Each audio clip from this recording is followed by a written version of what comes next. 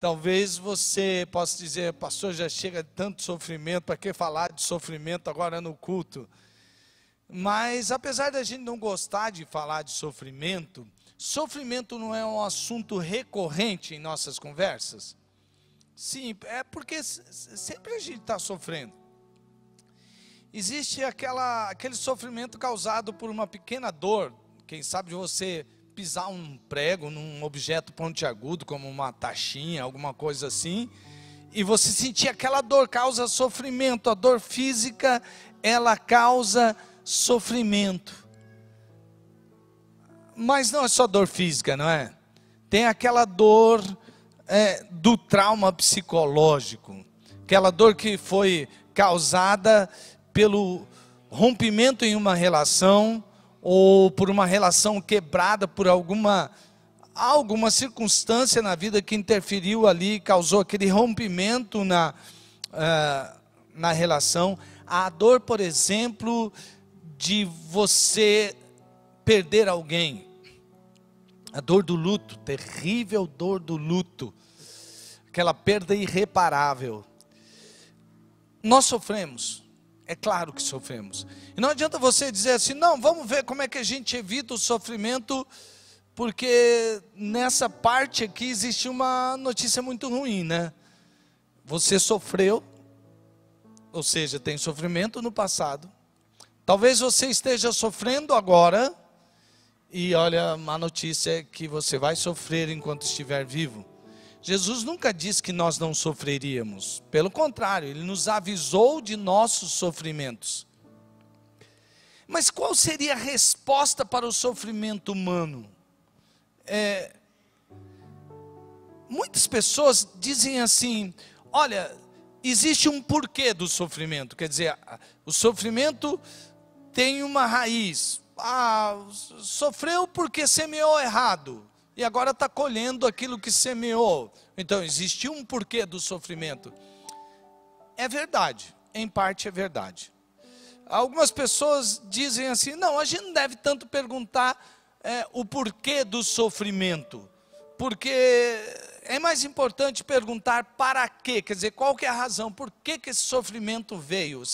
Ou seja, para que este sofrimento? Mas tem hora também que tanto para o porquê, como o para quê, a gente fica sem resposta. Tem coisa que a gente sofre que a gente não sabe por que serviu. E você não vai ficar lá, para que é esse sofrimento, para que esse sofrimento? Aí parece que você está sofrendo mais ainda. Tem hora que você não tem o para quê também do sofrimento. Não tem resposta. Tem gente que sofre um mesmo sofrimento em coletividade. E aí você vai encontrar um para quê para cada coisa. Eu também penso que existe para alguns tipos de sofrimento um para quê. Olha só, eu sofri isso para que eu aprendesse aquilo. Por exemplo, com a pandemia mesmo, com o sofrimento, nós temos vários para quês. Mas nem sempre nós vamos encontrar o porquê e o para quê. Então, o que nós quisermos dizer então sobre a resposta para o sofrimento? O que isso quer dizer? É porque em duas partes, eu quero lhe dar uma resposta só, baseado na palavra de Deus, que é a resposta para o sofrimento. Há muitos anos atrás, centenas de anos atrás, a igreja primitiva nasceu, né? Lá já estamos fazendo mais de 2000 anos, e houve uma primeira geração da igreja que sofreu muito, padeceu muito, mas eles guardavam uma esperança, que eles esperavam que há pouco tempo Jesus voltaria. Então eles falaram, não, nessa eu vou estar vivo, Jesus vai voltar. E aí passou a primeira geração e Jesus não voltou. Aí veio a segunda geração, que sofreu muito também. Estava sofrendo com prisões, estava sofrendo com perseguições. Eles apanhavam, eles eram expostos à vergonha. Era difícil aquele momento. Aquele tempo era um tempo difícil para a igreja. Aí veio a terceira geração. E aí na terceira geração, alguns começavam a abandonar a fé. Por que eles começavam a abandonar a fé? Porque eles disseram assim, puxa, Parece que essa vida cristã é só sofrimento, sofrimento, perseguição, perseguição, sofrimento, sofrimento, perseguição. Então eu vou abandonar a fé. E alguns já estavam fazendo isso. Porque quando eles eram cobrados da sua fé, muitos eram cobrados sobre a seguinte pergunta, olha, ou a seguinte proposta. Olha, se você abandonar a sua fé, você não vai preso. Se você abandonar a sua fé, você não vai ter o sofrimento da perseguição. Então alguns estavam apostatando. O escritor da carta que nós baseamos o nosso sermão de hoje, ele tem justamente a resposta. Ele diz assim, olha, eu sei que nós estamos sofrendo, e ele estava junto sofrendo, né? Eu sei que nós estamos sofrendo, eu sei que a nossa fé está exigindo um preço muito alto, mas eu vou dizer algo para vocês, e que é o tema do ano em nossa igreja: permaneçam em Cristo, não apostatem. Sabe por quê? Fora de Jesus não há vida. Fora de Jesus não há vida, nem aqui nessa vida e nem depois que a gente partir dessa vida. Porque foi em Jesus que nós encontramos resposta para tudo. Jesus é o próprio sentido da vida. E apesar do sofrimento, quando nós seguimos Jesus, nós conseguimos forças para permanecer firmes. Então, não abandonem a fé. Permaneçam em Cristo, não abandonem a fé, permaneçam em Cristo. Talvez essa seja a mensagem central da Epístola aos Hebreus. E agora você pode então acessar a Bíblia aí, ou se você tem Bíblia de papel, Hebreus capítulo 2, a partir do verso 19. Hebreus capítulo 2, a partir do verso 19, a partir do verso 9 até o 18, nós vamos ler aqui, e você vai perceber, essa carta que foi escrita em meio a sofrimentos e perseguição, ela oferece resposta para que nós tenhamos, mesmo em meio ao sofrimento, forças para permanecermos firmes em Cristo. Veja o que diz o texto: vemos todavia aquele que por um pouco foi feito menor do que os anjos, Jesus, coroado de honra e de glória por ter sofrido a morte, para que pela graça de Deus, em favor de todos, experimentasse a morte. Ao levar muitos filhos à glória, convinha que Deus, por causa de quem e por meio de quem tudo existe, tornasse perfeito, mediante o sofrimento, o autor da salvação deles.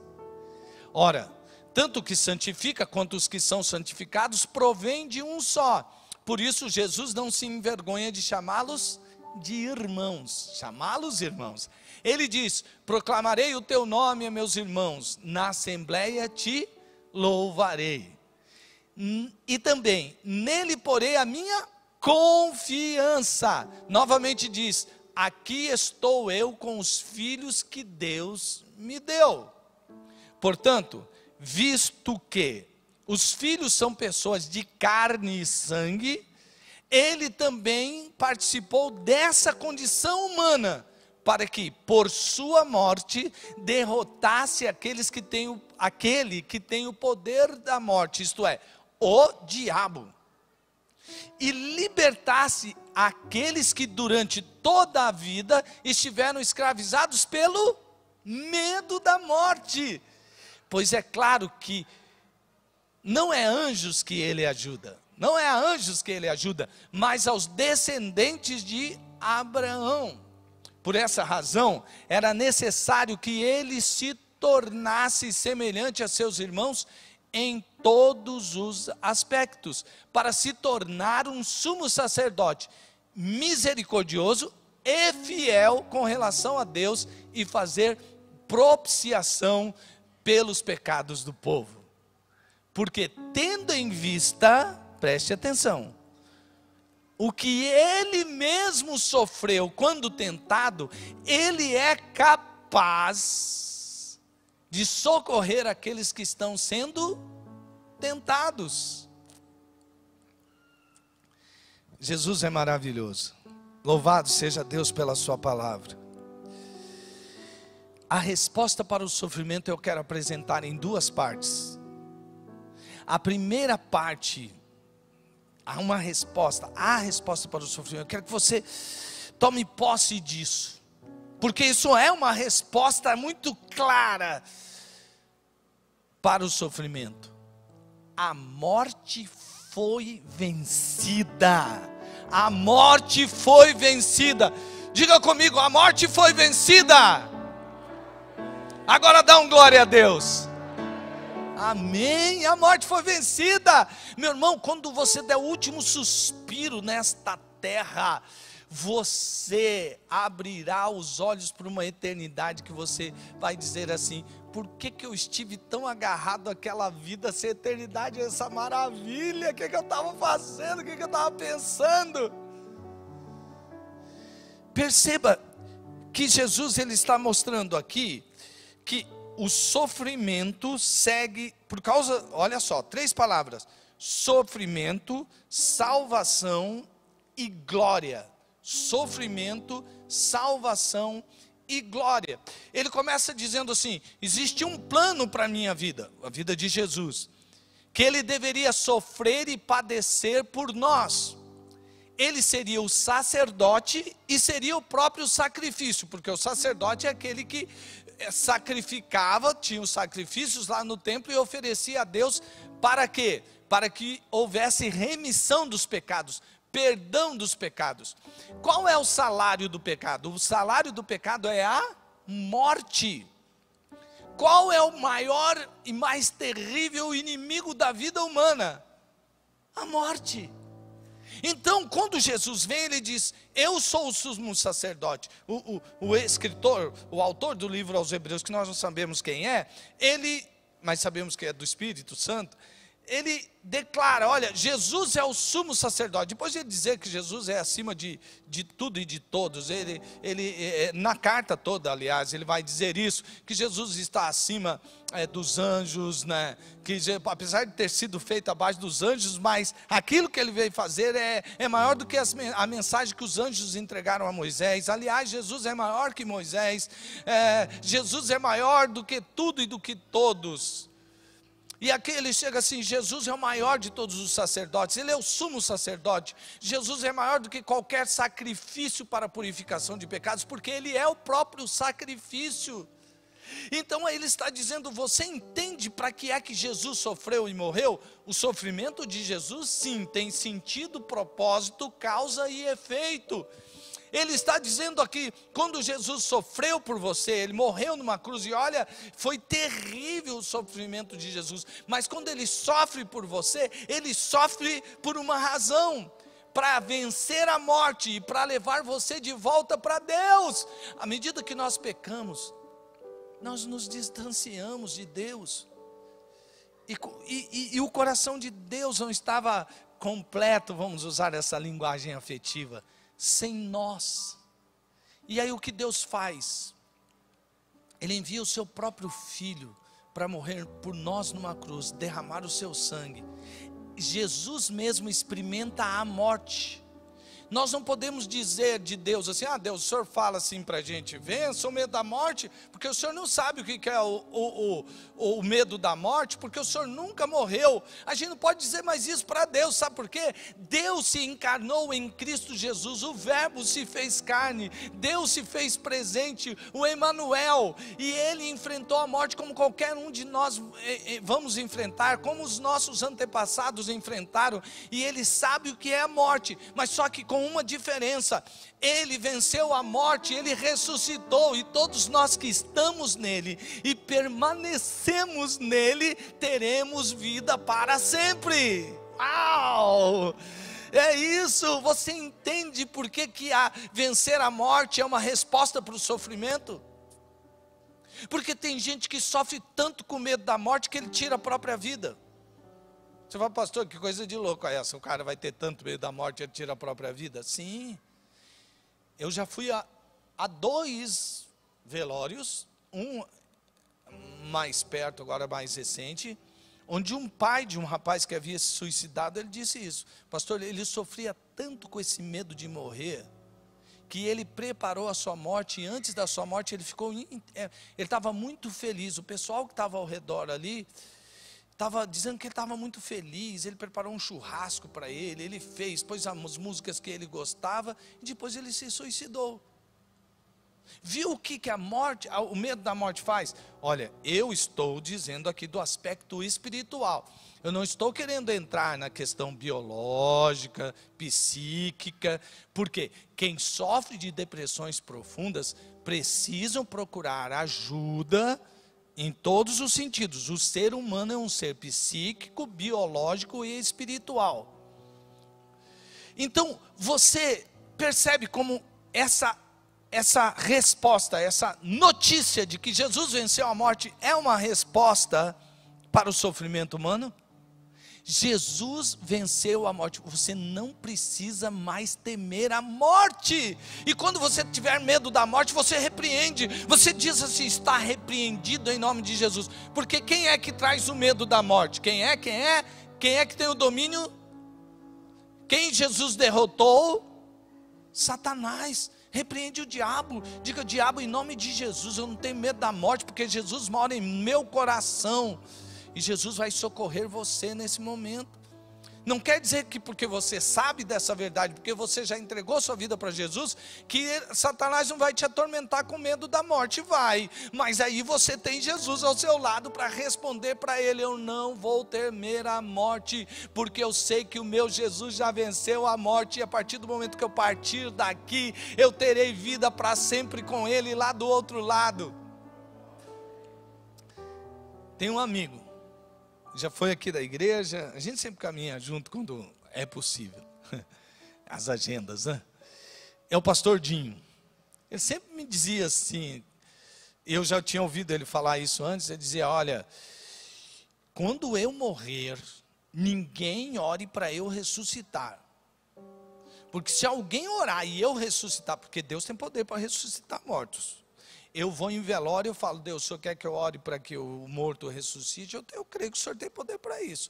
E várias vezes ali comigo eu já orei isso. Deus ainda não me deu essa autorização, porque eu acho que em todos os velórios que eu fui, a pessoa já estava com seus dias contados mesmo. Mas eu creio nisso. Eu já vi história de gente ressuscitando. Mas ele disse assim: então, alguém não ore, porque se alguém orar e eu ressuscitar, eu vou matar você. É essa questão. Ele disse: olha, sabe por que eu tenho essa convicção? Porque o que eu já experimentei em Deus me faz mais vontade de estar com Ele, sem esta forma de prisão do corpo, não é? Eu quero estar com Ele. Paulo, ele teve uma experiência de visitar os céus de Deus. E ele falou: olha, para mim é muito melhor partir. Eu sei o que me espera depois desta vida. Então eu quero partir. Mas por amor a vocês eu prefiro ficar, porque Deus ainda tem um propósito para a minha vida aqui. Você percebe? Então a primeira parte da resposta para o sofrimento é: a morte foi vencida. Você não precisa mais sofrer com o medo da morte. Segundo, enquanto você está em vida, você precisa responder ao seu sofrimento. Não basta dizer: ó, depois daqui, quer dizer que eu vou sofrer. Como é que eu vou sofrer? Eu tenho muito temor de Deus. Vai que eu sofro tanto que nem o povo lá dos hebreus, e como eu queira de repente abandonar a minha fé. Aliás, quando cita a tentação aqui justamente não é só no fator moral, né, de fazer o certo ou o errado moralmente. A tentação que ele fala no versículo onde Jesus foi tentado e agora ele pode socorrer aqueles que são tentados, é justamente sobre o problema de desvio de fé. Satanás também tentou Jesus para que ele saísse do seu propósito. Essa foi a tentação lá no deserto mesmo. No começo do ministério, Satanás já quis desviar Jesus. Agora, aqui há uma resposta que para mim ela é linda demais. Isso podia estar na palavra de Deus mesmo. E eu queria passar, e eu queria que vocês experimentassem isso no coração, como eu estava experimentando, principalmente ontem à noite. Eu estava dando um desfecho final ali na mensagem. Eu disse: Deus, me dá poder para para transmitir aquilo que o Senhor está me transmitindo agora. E Jesus foi lindo, porque no fim ali ele me lembrou de algo que eu já até havia pregado. Mas ele disse, é preciso repetir isto. Sabe por quê? Porque o que Jesus está dizendo aqui? Que é a segunda parte da resposta. Ele está dizendo para você assim, eu sempre estarei com você. Existe melhor resposta para o sofrimento humano do que Jesus dizer para você, eu sempre estarei com você.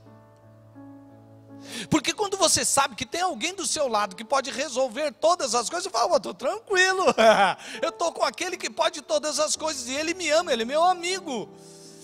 Essa é a resposta para o sofrimento humano.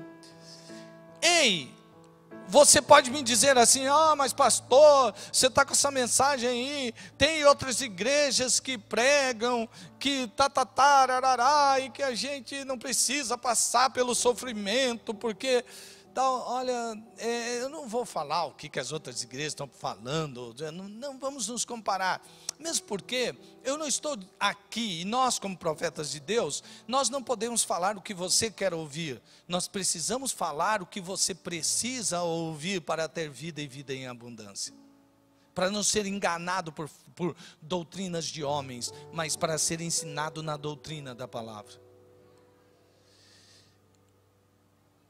Jesus, naquele momento foi ministrando, olha, o mais importante é que a pessoa sinta a minha presença em meio ao seu sofrimento.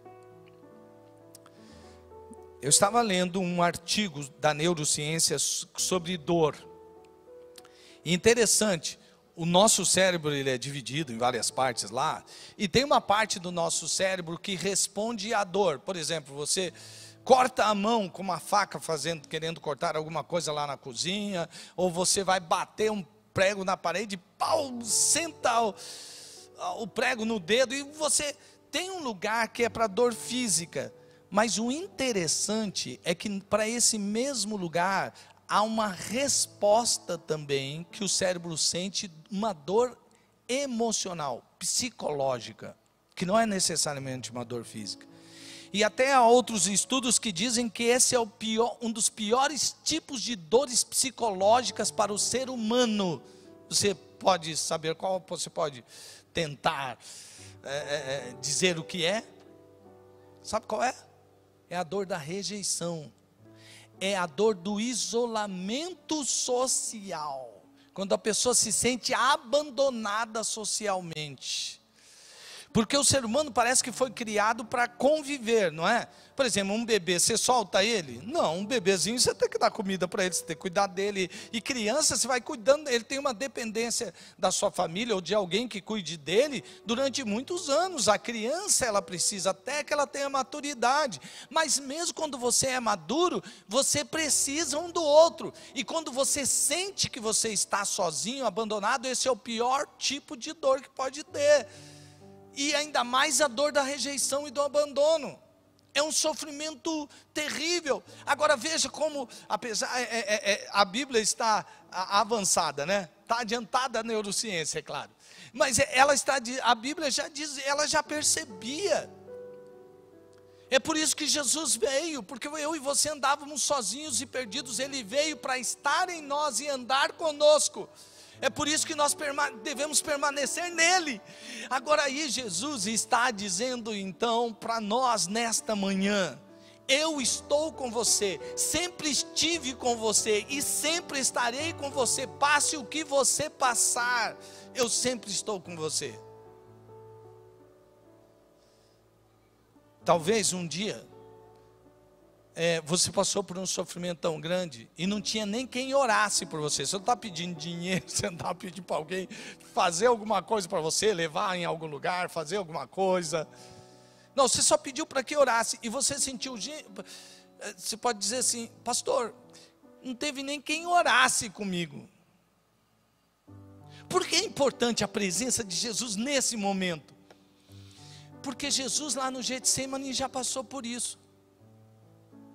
Ele também pediu para os seus discípulos orarem por ele, porque ele ia passar por um momento muito difícil. Ele carregaria sobre si o pecado de toda a humanidade. Ele pediu: orem comigo, e ele voltava e os seus discípulos estavam dormindo. Sabe o que Jesus estava dizendo para mim, está dizendo para você?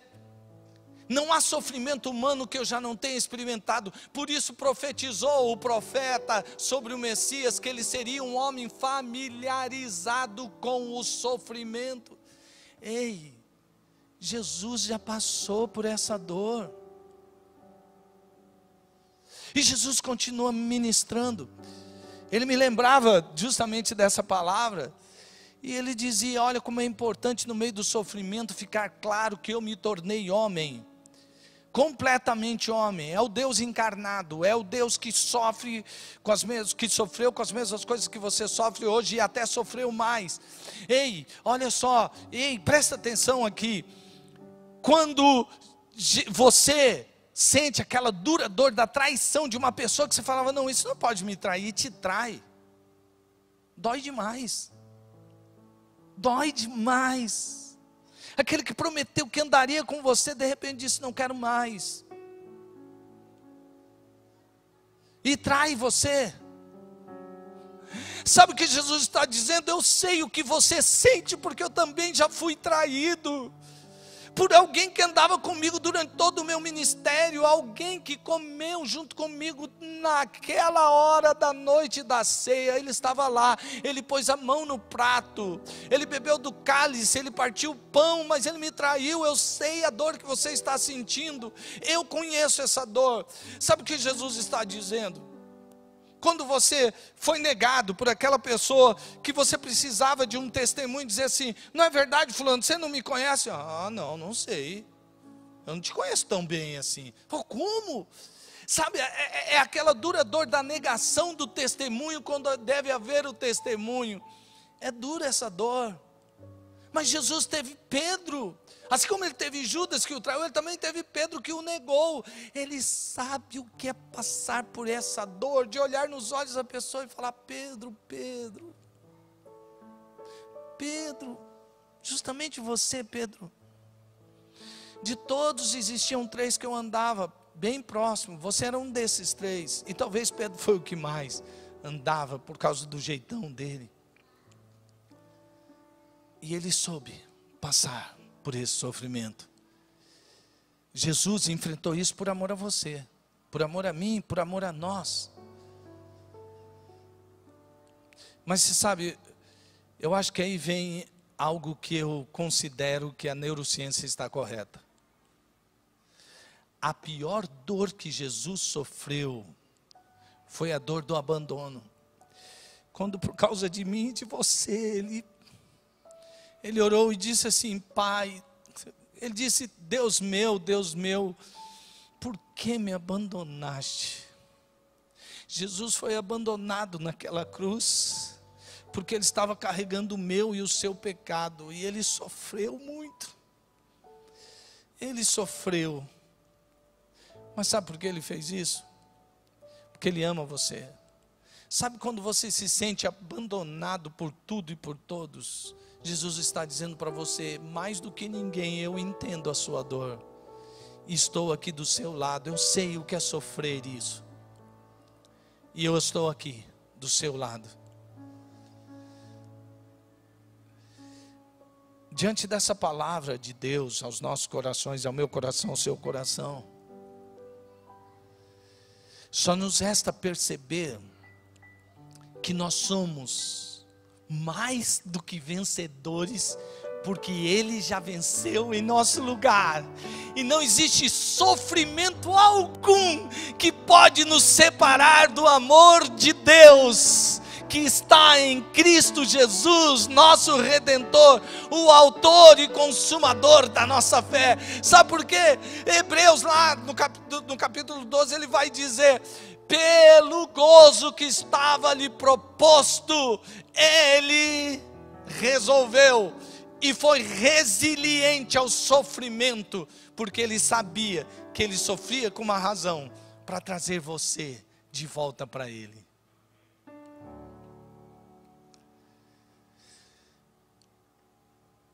Que tal agora, ao invés de nós desejarmos viver no conforto do não sofrimento, da negação da dor, a gente não venha experimentar essa presença gloriosa de Jesus e dizer para Ele: Jesus, te louvarei, seja qual for a circunstância pela qual eu passar, eu te louvarei, porque eu sei que sempre o Senhor estará comigo. O Senhor não desistiu de mim mesmo quando passou pelo maior sofrimento, e eu quero te dizer hoje, que eu jamais o abandonarei, ainda que eu passe pelo maior de todos os sofrimentos.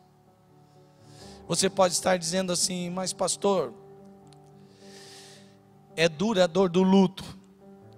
Eu sei que muitas pessoas hoje, nesse tempo, estão enfrentando uma dor de um luto terrível.